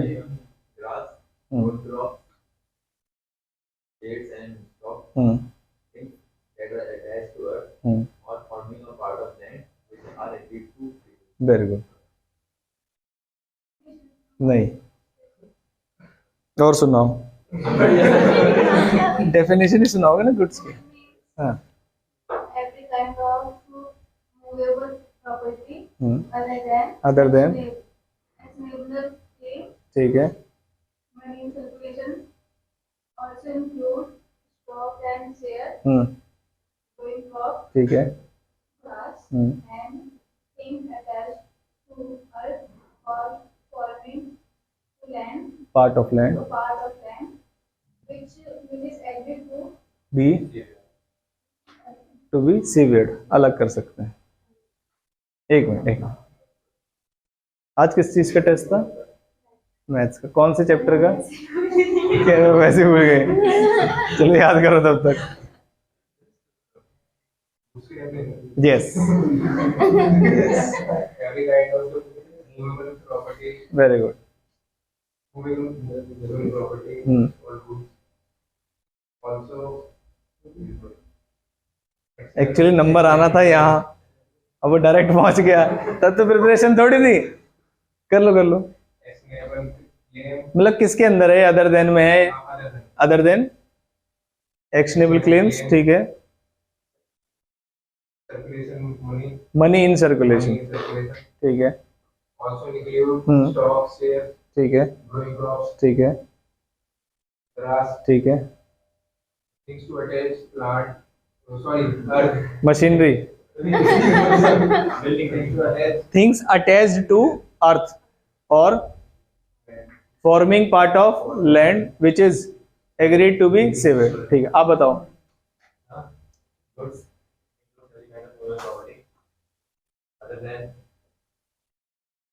money circulation, actionable claims, also include grass, stock, shares, growing crops, things that are covered or forming part of land which are agreed to be. Very good, आपने सुना? कौन रह गया था? अरे नालायक, नहीं सुना दिया था उसने। अरे यार तुम आकाश को। अब सुनो सुनो सुनो, इधर इधर। हमने जो टाइप्स ऑफ गुड्स पढ़े, अगर मान लीजिए कोई गुड्स अभी है तो उसे सेल बोलते हैं। जब गुड्स है ही नहीं तो क्या सेल का कॉन्ट्रैक्ट बोल सकते हैं उसको? जब ये गुड्स ही नहीं है तो क्या वो सेल का टाइप नहीं? अभी वो क्या है? सिर्फ एग्रीमेंट। मनी जो चल रही है हमारी, इसको गुड्स नहीं बोल सकते। बस जो मार्केट में भी चले, जैसे जैसे मान लीजिए 2000 के नोट है, 1000 वाले बंद हो गए क्या? वो मनी इन सर्कुलेशन नहीं है। मनी इन सर्कुलेशन का मतलब जो अभी करेंसी आपकी चल रही है वो, ठीक है। अगर एग्जिस्टिंग गुड्स है और मैं किसी के साथ कॉन्ट्रैक्ट कर रहा हूं, इसका मतलब वो कैसा कॉन्ट्रैक्ट है? कॉन्ट्रैक्ट ऑफ सेल, जो कि है पूरा, गुड्स भी है हमारे पास। लेकिन अगर गुड्स ही नहीं है तो वो क्या कॉन्ट्रैक्ट बन पाएगा? अभी नहीं। अभी क्या बनेगा? एग्रीमेंट। एग्रीमेंट किस चीज का? एग्रीमेंट टू सेल और परचेज। क्योंकि हम सेल्स ऑफ गुड एक्ट पढ़ रहे हैं, इसलिए हम क्या पढ़ेंगे? Agreement to sell. और हर चीज किसके बिहाफ पे पढ़ेंगे? सेलर के बिहाफ पे। ऐसे बोल सकते हैं पहले गुड्स की डेफिनेशन बताओ, मैं भूल गया था, पॉइंट नहीं आया। हाँ बताओ। गुड्स नहीं है, क्या बोल रहे हैं? Goods means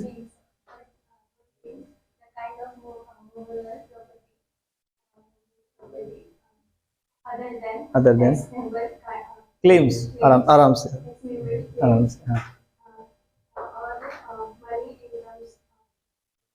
in circulation.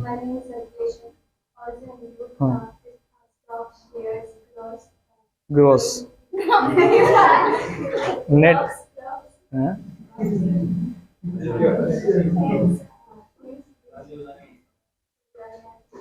Attach to earth और forming part of land which is agreed to. अब डाउट पूछो। जैसे हम बोले कि वो गुड्स है वो अवेलेबल है, लेकिन हम बोले कि हम जो फ्रिज में अगर 6000 का नोट आ गया तो हम उससे मतलब उससे वो प्रोडक्ट खरीदे। प्रोडक्ट कौन सा है?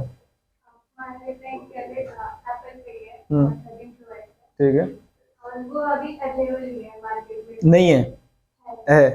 लेकिन कंडीशन ये है कि अगर गवर्नमेंट 6000 का नोट तो वो कंटीजेंट कॉन्ट्रैक्ट हो गया। मेरे गुड्स एग्जिस्टेंट है, एग्जिस्टिंग गुड्स हैं, क्योंकि जो नोट है वो तो करेंसी है। उसके लिए मैं तो सेल्स ऑफ गुड एक्ट थोड़ी पढ़ रहा हूँ। मैं किसके लिए पढ़ रहा हूँ? गुड्स के लिए। क्या वो गुड्स एग्जिस्टिंग में है? यस। उसका सेल होना वो कंटीजेंट कॉन्ट्रैक्ट बन जाएगा, क्योंकि अगर मेरे पास ऐसा नोट आया तो हम दे देंगे, अदरवाइज नहीं देंगे। ये फ्यूचर में चला जाएगा। गुड्स नहीं है, गुड्स तो आज ही है। कॉन्ट्रैक्ट कैसा बन जाएगा? कंटीजेंट। ठीक है, हाँ जी। 2000 के नोट है, 100 के नोट है, 500 के नोट है। नहीं नहीं, उन्होंने बोला 6000 का नोट जब आएगा तब मैं ये वाले गुड्स खरीदूंगा। तो गुड्स तो आज हैं, नोट नहीं है। ये कंटीजेंट गुड्स नहीं, कंटीजेंट कॉन्ट्रैक्ट है। गुड्स अभी वाले। अगली बात समझ में। हम गुड्स के टाइप पढ़ रहे हैं। अब सुनो जरा ध्यान से, कुछ डेफिनेशन, कुछ डिफरेंस है इसमें। किस किस में पढ़िए? सेल में और एग्रीमेंट टू सेल। मुझे बताओगे सेल के अंदर ओनरशिप अभी ट्रांसफर हो जाएगी या बाद में? अभी। एग्रीमेंट टू सेल में बाद में। जो सेल के अंदर है, जैसे ही सेल कंप्लीट हो जाएगी अभी, तो गुड्स किसके पास पहुंच जाएंगे? ओनर मतलब बायर के पास। और किसके यहां से चले जाएंगे? सेलर के यहां से। एग्रीमेंट टू सेल में गुड्स कहां पर है? बायर के पास या सेलर के पास? सेलर के पास है या बना देंगे? क्या बायर के पास है? नहीं। रिस्क किसका होता है? जिसके पास गुड्स होते हैं, जिसके पास गुड्स नहीं होते? जिसके पास गुड्स है। यानी कि जैसे सेल है तो उसमें गुड्स किसके पास है? बायर के पास। जैसे ही सेल हो जाएगी गुड्स किसके पास पहुंच जाएंगे? बायर के पास। एग्रीमेंट टू सेल में आज गुड्स किसके पास है? सेलर। तो रिस्क किसका होगा? सेलर का। तो ये कुछ डिफरेंस है आपके किसमें? सेल और एग्रीमेंट टू सेल में। रिस्क मतलब अगर गुड्स में कोई नुकसान हुआ तो कौन बियर करेगा? जैसे मान लीजिए मेरा शोरूम है और मैंने आपको स्कूटी बेच दी। अब स्कूटी किसके पास है?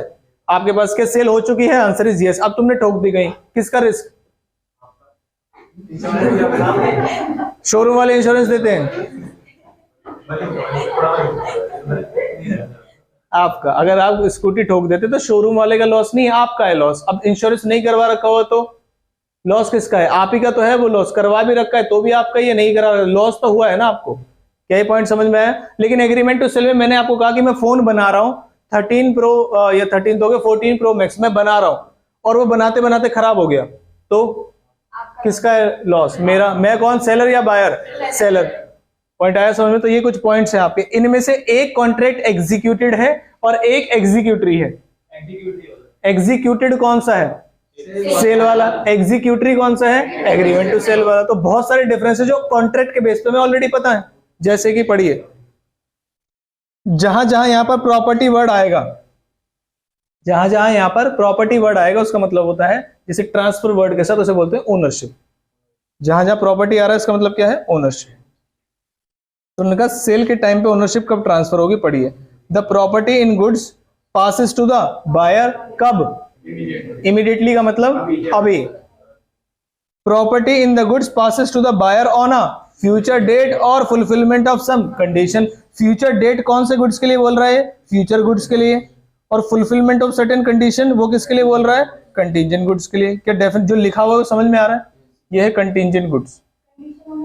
कंडीशन अगर हुई तो कंटीजेंट हो जाएगा, कंडीशन अगर नहीं है तो फिर ऑन अ फ्यूचर डेट। मैंने बोल दिया था अगले साल कौन सी तारीख को खरीदने जा रहे थे तुम, 22 अगस्त 2023 को, तो कौन से गुड्स थे, फ्यूचर गुड्स। क्या ये बात समझ आई। नेक्स्ट, नेचर, बस बस बस, क्या हो गया, क्या हो गया, कोई याद आ गया क्या, अचानक से गुस्सा आ गया तुम्हें, गुस्सा आ रहा है तुम्हें, छुट्टी कर दूं क्या, नहीं। नेचर ऑफ कॉन्ट्रैक्ट, कॉन्ट्रैक्ट का नेचर कैसा है, यहां पर कैसे है, एग्जीक्यूटेड। सेल वाले ने सेल कर दी होगी, पेमेंट वाले ने अपनी पेमेंट दे दी होगी, तो कैसे हो गया, executed. The contract for which consideration has been paid और goods has been delivered. Point आया समझ। एग्जीक्यूटेड का मतलब हो चुका है। कॉन्ट्रैक्ट के टाइप्स पढ़े। एग्जीक्यूटेड का मतलब जैसे मान लीजिए आपने कोई प्लान बनाया और वो काम हो गया, तो क्या बोलेंगे, प्लान वाज एग्जीक्यूटेड, मतलब जो काम था वो पूरा हो चुका है। पॉइंट आया समझ। इधर इट इज एन, ये कैसा कॉन्ट्रैक्ट है, एग्जीक्यूटरी। एग्जीक्यूटरी का मतलब क्या होता है, किसी ना किसी की ऑब्लिगेशन पूरी होनी बाकी है। एग्जीक्यूटरी का मतलब पेंडिंग समझिए। पॉइंट आया समझ में। The contract for which consideration is to be paid at a future date. भाई जब मेरे पास वो आएगी, जो भी आपने फोन के लिए बोला है या जो मैंने क्रॉप्स के लिए बोला है फार्मर से, तो जब गुड्स जाएंगे तभी तो पैसे दूंगा। हाँ ऐसा हो सकता है मैंने कुछ अमाउंट एडवांस में दे रखा हो, क्या उसे मैं कंसिडरेशन बोल दूं कि सारी पे कर रखी है, नहीं। नेक्स्ट, फिर आया रेमेडीज फॉर ब्रीच। अगर कोई धोखाधड़ी होता है तो क्या कर सकते हैं, जैसे मान लीजिए सेल के अंदर एक सेलर है और एक बायर है। सेलर ने गुड्स दे दिए किसको, अब वो किसके गुड्स हो गए, अब मान लीजिए ब्रीच हो गया, कोई बायर पैसे देने से मना कर रहा है, कुछ गड़बड़ कर रहा है, तो क्या कर सकते हैं, मैं अपने गुड्स वापस लूंगा या पैसे के लिए क्लेम करूंगा, पैसे के लिए क्लेम करूंगा, क्योंकि गुड्स किसके हो चुके हैं, उसके।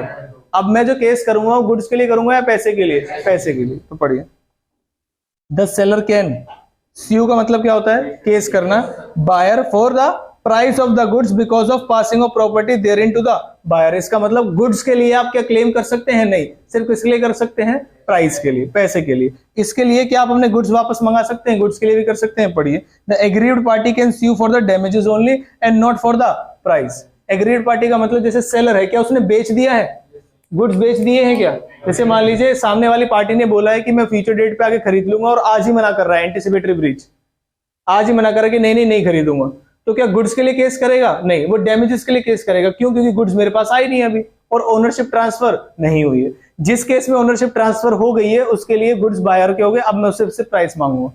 जिस केस में ओनरशिप ट्रांसफर नहीं हुई है तो गुड्स किसके पास है, मेरे पास।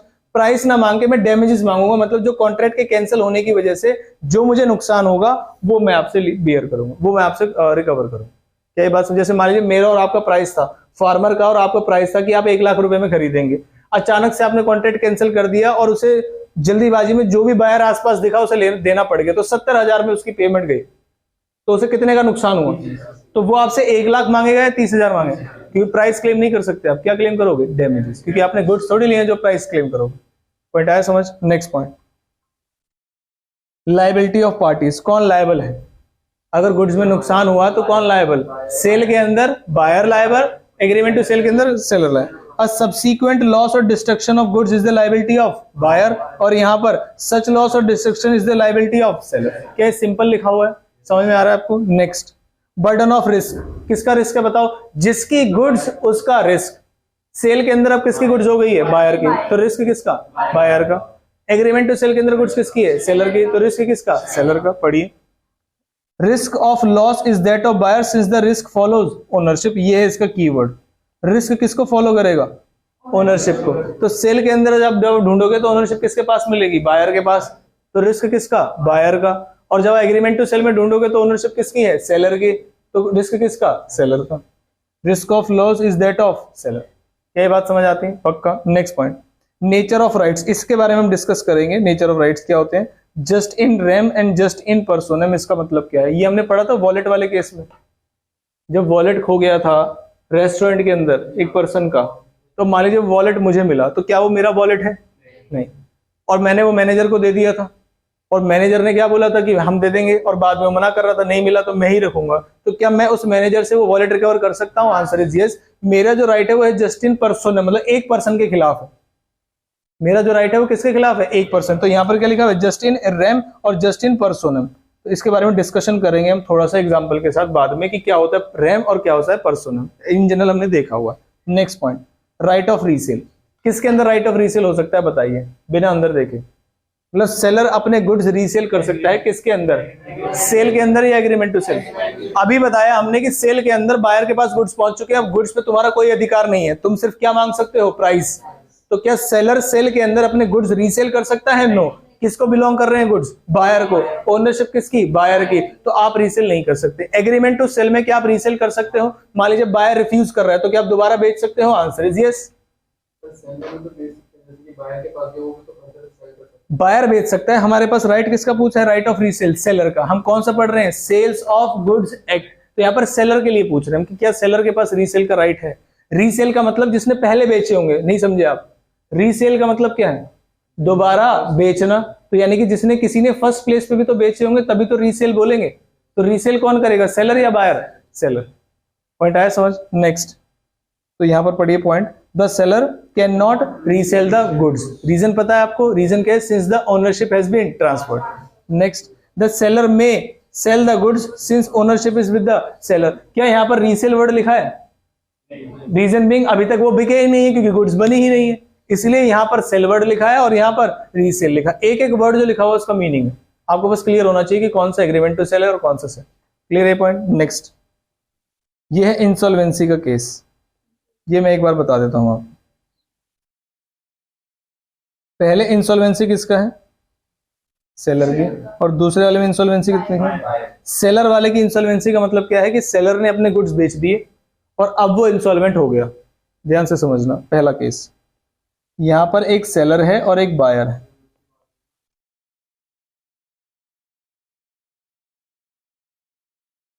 गुड्स किसके पास है?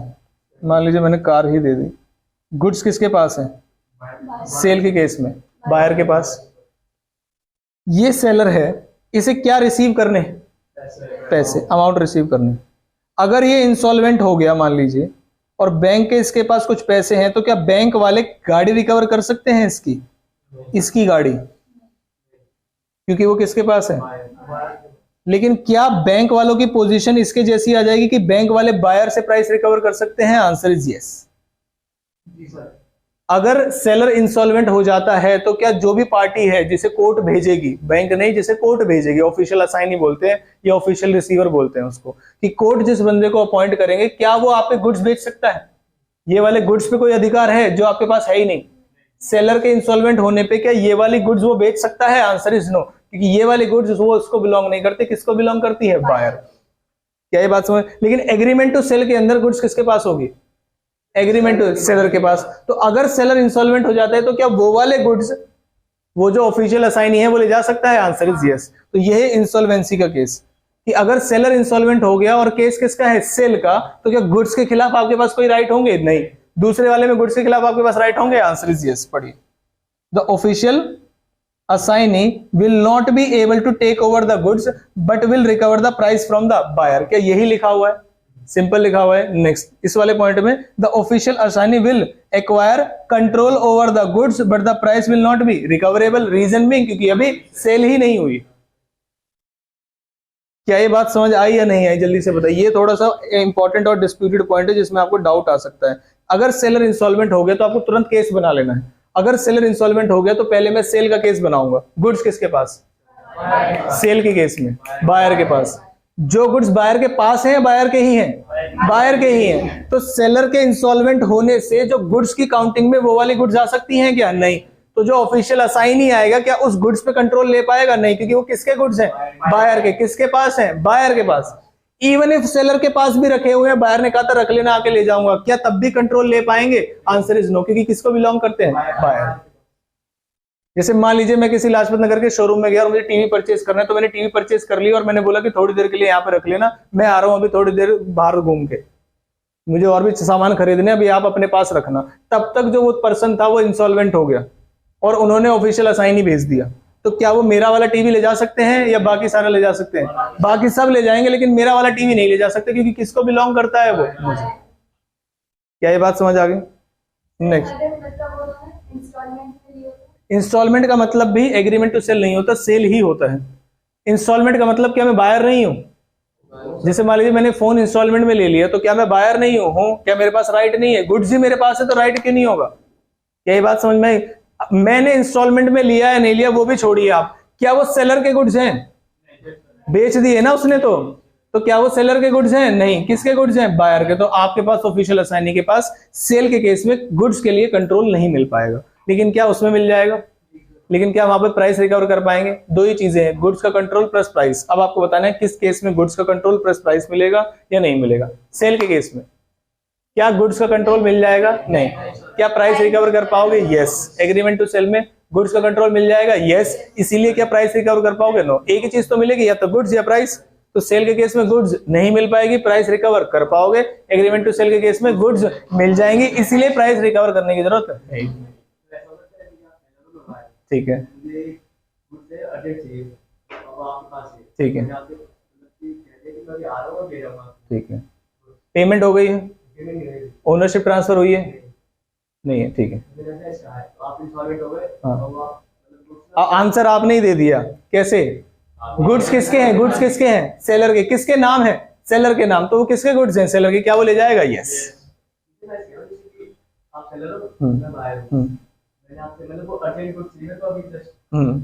और खुद ही लेके नहीं गए, और खुद ही लेके नहीं गए। ठीक है, ठीक है, ठीक है, ठीक है। हाँ, बर्गर खा के आना है। हाँ, ठीक है। किस चीज के? अगर मैंने आपको रिटर्न में प्रॉमिस किया था, रिटर्न में, कि मैं आपको ये गुड्स दे दूंगा, या मैंने ओरली भी किया था और आपके पास इसका प्रूफ है कि मैं आपको ये गुड्स दे दूंगा, अब जब मैं इंसॉल्वेंट ही हो गया तो क्या रिकवर क्या करोगे तुम मेरे से? अब ये बोलो जो ऑफिशियल असाइनी आया है ना, वो रिसेल करेगा मेरी सारी एसेट्स को, कुछ पैसे बचे तो मुझे मिल जाएंगे, प्रोवाइड आपका एग्रीमेंट था। ठीक है। Next point, insolvency of. अब आप मुझे बताएंगे इस कहानी में, प्रोविजन पढ़वाऊंगा ही नहीं आप, इस पूरी कहानी में अगर बायर इंसॉल्वेंट हो गया तो क्या होगा? इस कहानी में गुड्स वापस ले जाएंगे, सेल वाले या आप ये बोलोगे प्राइस रिकवर कर सकते हैं? अच्छा, एग्रीमेंट टू सेल में? एग्रीमेंट टू सेल में कुछ नहीं होगा। यस, एग्रीमेंट टू सेल में कुछ करने की जरूरत नहीं है, एग्रीमेंट टू सेल ही तो है, और वो इंसॉल्वेंट हो गया तो गुड्स आपके पास है। अब आप कहोगे सर हम तो डैमेजेस रिकवर करेंगे, तो उसकी एसेट्स अगर इतनी बची जो ऑफिशियल असाइनी बेचने लगे तो आपको डैमेजेस मिल जाएंगे। क्या ये बात समझ आई? पढ़िए। The official assignee will have control over the, क्योंकि अब कौन इंसॉल्वेंट हुआ है? बायर। और गुड्स किसके हैं? बायर के। किसके पास हैं? बायर के पास। तो क्या कंट्रोल मिल जाएगा? यस। दूसरे वाले केस में एग्रीमेंट टू सेल में क्या गुड्स बायर के पास हैं? नहीं। क्या बायर के हैं? नहीं। तो क्या कंट्रोल मिल पाएगा? नहीं मिल पाएगा। पढ़िए। The official assignee will not have any control. किसमें? ये इंसॉल्वेंट हो गया। अभी ये नहीं बोल रहे कि डिफॉल्ट हुआ है या नहीं, बस उन्होंने ये बोला कि बायर इंसॉल्वेंट होगा तो क्या होगा, गुड्स के कंटेक्स्ट में बताइए। अब ये क्वेश्चन नहीं बताया कि कौन सा केस है कि प्राइस हुआ है, तो इसलिए वो कह रहे हैं कि अगर बायर इंसॉल्वेंट हुआ तो गुड्स के साथ क्या होगा। हमारा एक्ट कौन सा है? Sales of goods act. तो पूरा फोकस किस पे है? गुड्स पे। तो अगर बायर इंसॉल्वेंट हुआ तो गुड्स के साथ क्या होगा? तो सेल के केस में official assignee will have control over the goods, और दूसरे वाले केस में official assignee will not have any control over the goods. और ये क्वेश्चन कम से कम 3 से 4 बार एग्जाम में रिपीटेडली आ चुका है कि differentiate between sale and agreement to sell. इसमें आप अपनी लैंग्वेज में लिख के आते हैं, इसलिए मार्क्स नहीं मिलेंगे। क्या आपको अपनी लैंग्वेज लग रहा है इसमें बनाने की जरूरत है? नहीं। जो आपको समझ में आता है वही सिंपल वर्ड्स में लिखा हुआ। जैसे पहला कौन सा था? Transfer of property. अब आप मुझे खुद ही कीवर्ड बताएंगे। इसमें कब होती है? इमीडिएटली। उसमें कब होती है? ऑन अ फ्यूचर डेट और fulfilment of certain condition. Future date किसके कंटेक्स्ट में बोल रहा है वो? फ्यूचर गुड्स के केस में। Fulfilment of certain condition contingent के केस में। तो लॉजिक के साथ ये पढ़िए कि उसने वर्ड क्यों लिखा। पॉइंट आया समझ। फिर आया दूसरा point, nature of contract. Executed और एग्जीक्यूटरी कौन सा है?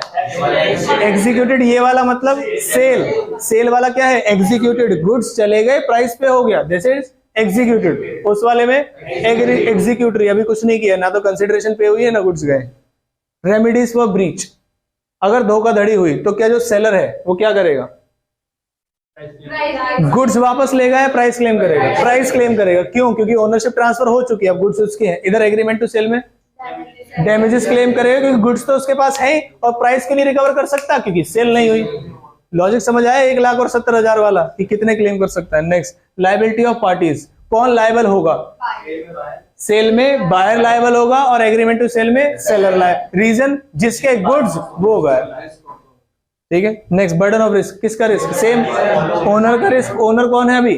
बायर, उस वाले में सेलर। पॉइंट आया समझ। Next, nature of rights. एक है राइट इन रेन और एक है राइट इन पर्सोनम, ये हम डिस्कस करेंगे। राइट ऑफ रीसेल, सेल वाले में क्या राइट ऑफ रीसेल है? सेलर के पास नहीं है। और उस वाले में राइट टू रीसेल है या राइट टू सेल है? राइट टू सेल, क्योंकि ओरिजिनली जब तक सेल नहीं होंगे तो रीसेल कहां से होंगे? तो एक एक वर्ड का लॉजिक है, यही बात समझ में। नेक्स्ट पॉइंट, हाँ कौन सा? एक में सेल आ रहा और एक में सेल। क्या हो गया तुम्हें? ये पूछ रहे कि जो सेलर है जिसने गुड्स बेच दी, क्या वो दोबारा बेच सकता है? सेल के केस में बेच सकता है दोबारा? सेल के केस में सेलर जो है अपने गुड्स दोबारा बेच सकता है? नहीं। किसके गुड्स हो गए हैं वो? बायर। अब आ गए ये इन case of insolvency of seller और बायर। आसान बायर वाला है, बताओ क्यों? क्योंकि इसमें प्राइस को लेके कुछ नहीं बोला गया, सिर्फ ये बताया कंट्रोल ओवर द गुड्स है या नहीं है। तो बाय के केस मतलब सेल के केस में जो ऑफिशियल असाइनी है, क्या उसके पास कंट्रोल होगा गुड्स का? यस। बायर, बायर, मैं किसका क्वेश्चन पूछ रहा हूं? In case of insolvency of buyer, तो क्या कंट्रोल ओवर गुड्स होगा? यस, क्योंकि इंसॉल्वेंट कौन हुआ है? बायर, और गुड्स किसके हैं? बायर के, तो मिल जाएंगे आपको। दूसरे वाले केस में कंट्रोल ओवर द गुड्स होगा? नहीं होगा, सिंपल। अब आगे ऊपर, किस केस में? इन case of insolvency of seller. अब सेलर की इंसॉल्वेंसी में तो पूछोगे क्या सेलर तुम्हारे गुड्स हैं? नहीं। तो क्या कंट्रोल ओवर गुड्स मिलेगा? नहीं। और अगर प्राइस पे नहीं हुआ है तो प्राइस रिकवर किया जा सकता है। क्या ये सिंपल पॉइंट है? नेक्स्ट आ जाओ किसमें? एग्रीमेंट टू सेल में। हम पूछेंगे सेलर क्या तुम्हारे गुड्स हैं? यस। तो क्या कंट्रोल ओवर गुड्स मिल जाएगा? यस। प्राइस वाला पॉइंट की जरूरत है? नो। क्या ये बात समझ में आ गई? पक्का अच्छे से समझ में आ गई है। अब आपका चैलेंज क्या होगा? बस ये आपको हेडिंग्स याद रखनी है जितने, और ऐसे नहीं करना है कि 4 याद रख ले या 5 याद, सारी याद रखनी है हेडिंग्स, और अंदर का आपको याद हो जाएगा ऑटोमेटिकली। क्या ये बात समझ में आ गई? एक बार हम स्टडी मैट से रीडिंग कर लेते हैं कि जो भी हमने पढ़ा उसमें कहाँ चीजें आ रही हैं। इस वाले पूरे एक्ट के अंदर, कॉन्ट्रैक्ट ऑफ सेल के अंदर हमें कितनी चीजें पढ़नी है? पहले क्या पढ़ना है? एग्रीमेंट में बायर सेलर पढ़ना है। ये है सबसे खतरनाक प्रॉपर्टी, कौन सा? ट्रांसफर ऑफ प्रॉपर्टी, यानी ओनरशिप कब होगा? इसमें इमीडिएटली ट्रांसफर हो जाएगा, और इसमें येट टू बी ट्रांसफर्ड वो कौन है? Agreement to sell. फिर क्या पढ़ना है हमें? गुड्स। गुड्स में क्या पढ़ना है हमें? एग्जिस्टिंग गुड्स और फ्यूचर गुड्स और contingent goods. Existing goods which are in existence at the time of contract of sale. Future goods में क्या एग्जिस्टेंस में है? Which are not in existence at the time of contract of sale. और contingent में the existence और procurement of such goods are dependent upon future uncertain event happening और not happening. फिर आगे हम किसमें? Specific goods which are specifically separately identifiable और identified, वो कौन से हैं? स्पेसिफिक। दूसरा, ascertain such goods which belong to the bulk but are specifically identified separately, तो इसे क्या बोलेंगे? एसर्टेन। और अनएसर्टेन का मतलब which belong to the bulk but is not separated yet. क्या ये बात समझ आती है? ठीक है। उसके बाद फिर आ गए हम प्राइस। प्राइस हमेशा कैसे पे होना चाहिए? मनी के टर्म्स में। यहां पर बार्टर सिस्टम नहीं आता सेल्स ऑफ गुड एक्ट के अंदर। सेल्स ऑफ गुड एक्ट में ये बोला कि एक कॉन्ट्रैक्ट होना चाहिए, 2 पार्टीज होनी चाहिए, गुड्स होने चाहिए, और प्राइस कैसे होना चाहिए?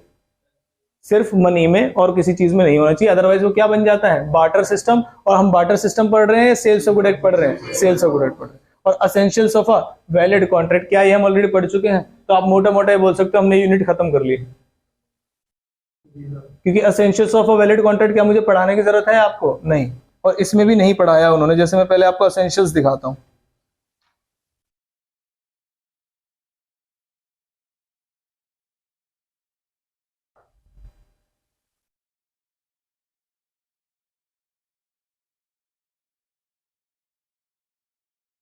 अरे नालायकों ने एसेंशियल्स कहाँ दे दिए।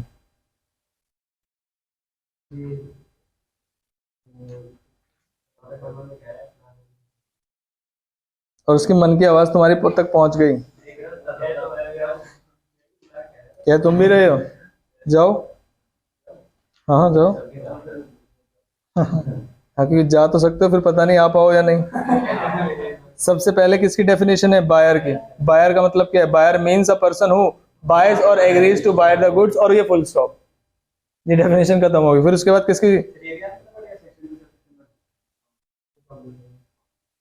चल जाएगा क्योंकि ये पूछा नहीं जाएगा। डिफाइन गुड्स, डिफाइन बायर, मतलब खुद ही सोचो आप। फिर गुड्स में अब आ जाओ। देखो ये डेफिनेशन जब ऐसे लिखी होती है तो बड़ा मुश्किल है याद करना। पढ़ो। Goods means every kind of movable property other than actionable claims and money, and includes क्या? Stock and shares, growing crops, grass or things attached to or forming part of land which are agreed to be served before or under the contract of sale। अब परेशानी है जब ये ऐसे लिखा हुआ और मैं याद कराने की 1,00,000 कोशिश कर लो, जो आप कर लो याद। ये सिर्फ इंग्लिश दिख रही है आपको, क्या उसमें पॉइंट्स तोड़े हुए हैं? यस मीन्स का मतलब मूवेबल प्रॉपर्टी, फिर अदर देन और फिर ऑल्सो इंक्लूड, और बात खत्म।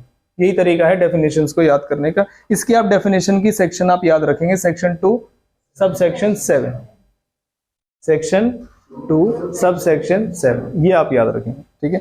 और इसमें 7 ही पॉइंट्स है, बताओ कैसे? देखो good means 1 point, other than कितने हैं? 2, कितने पॉइंट हो गए? 3, अगले वाले में टोटल कितने हो गए? 7। तो और सभी की डेफिनेशंस कौन से सेक्शन में है? 2। ये हम कॉन्ट्रैक्ट एक्ट से पढ़ते हुए आ रहे हैं। 2A किसका? Offer. 2B acceptance. 2D consideration. 2H contract. तो 2 वाली जो डेफिनेशंस है वो जनरली डेफिनेशंस की होती है, और यहाँ पर भी है 2 और 7 का लॉजिक समझ आया? ये लॉजिक नहीं था वैसे। फिर आ गए हम एग्जिस्टिंग। क्या मैं आपको एक बार बस होमवर्क के लिए, रीडिंग के लिए दे दूं? जब हम नोट्स लिख लेंगे तब तो एक अलग ही बात है। वहीं से क्या एक बार आप एग्जांपल्स के साथ पढ़ के आएंगे? जैसे यहाँ पर एक एग्जांपल लिखा हुआ है, एग्जांपल पढ़ा देता हूँ। पहले कौन से गुड्स हैं? Specific goods. स्पेसिफिक गुड्स में एग्जांपल है सैमसंग गैलेक्सी S7 एज। तो क्या पता है वो कौन सा गुड्स है? दिख रहा है आपको? और उसके बाद वर्लपूल वॉशिंग मशीन ऑफ, क्या मशीन किलो में आती है? लोड है वो 7 kg, ठीक है। आगे ए के पास 5 कार्स हैं डिफरेंट मॉडल्स की, तो क्या ये स्पेसिफिक गुड्स होंगी? यस, क्योंकि हर एक कार जो है अलग मॉडल की है। फिर आगे कौन से गुड्स में? एसर्टेन गुड्स में। इधर देखो, इधर एसर्टेन गुड्स, होलसेलर है, उसके पास कॉटन कितना है? 100 बेल्स रखा हुआ है। कहां पर? गोडाउन में। उसके बाद 50 बेल्स के लिए उसने सिलेक्ट कर लिए हैं और सेट असाइड, सेट असाइड का मतलब अलग रख दिए हैं। तो क्या ये एसर्टेन्ड में आ जाएंगे? आंसर इज यस, ये एसर्टेन्ड में। और इस वाले में आ जाओ, if A agrees to sell 1 packet of salt out of the lot of 100 packets lying in shop, उसने कहा 1 पैकेट दे दूंगा। क्या सिलेक्ट किया है कौन सा पैकेट? नहीं। तो कौन सा वाला हो जाएगा? अनएसर्टेन गुड्स। ऐसे ही किसके लिखे हुए हैं? फ्यूचर गुड्स के, कंटीजेंट गुड्स के। तो एक बार आप इस यूनिट के स्टडी मैट की रीडिंग करके आएंगे, कल हम इसको वैसे फिनिश कर देंगे और यूनिट 2 पे भी पहुंच जाएंगे। क्या ये बात समझ में आई? स्पीड से हम क्यों चल पाएंगे? क्योंकि अगर कॉन्ट्रैक्ट आता होगा तो आप स्पीड से चल पाएंगे, अदरवाइज नहीं चल पाएंगे। जो भी पढ़ा है समझ में आया? डेफिनेशन याद है? एक बार लास्ट बार। Buyer means a person who buys or agrees to buy the goods. Seller, a person who sells the goods or agrees to sell the goods. फिर आए किसकी डेफिनेशन? गुड्स की। Section 2 subsection 7। Goods means every kind of movable property other than actionable claims or money in circulation. उसके बाद also includes stock and shares, growing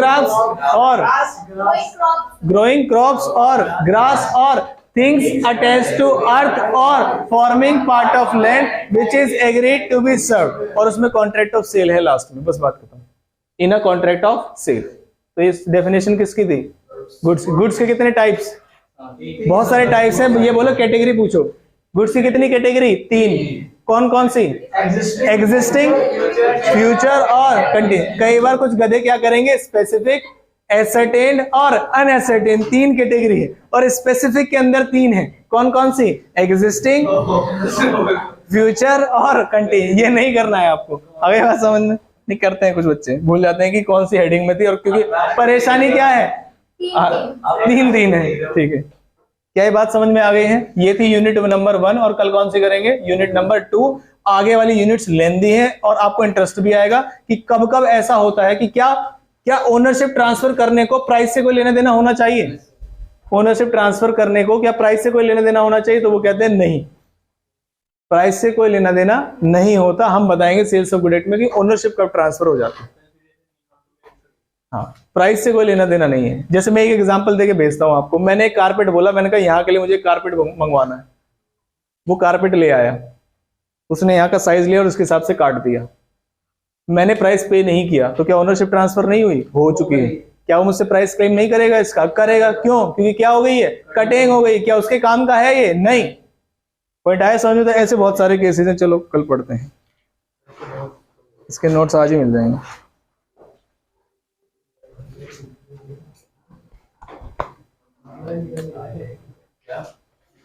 उस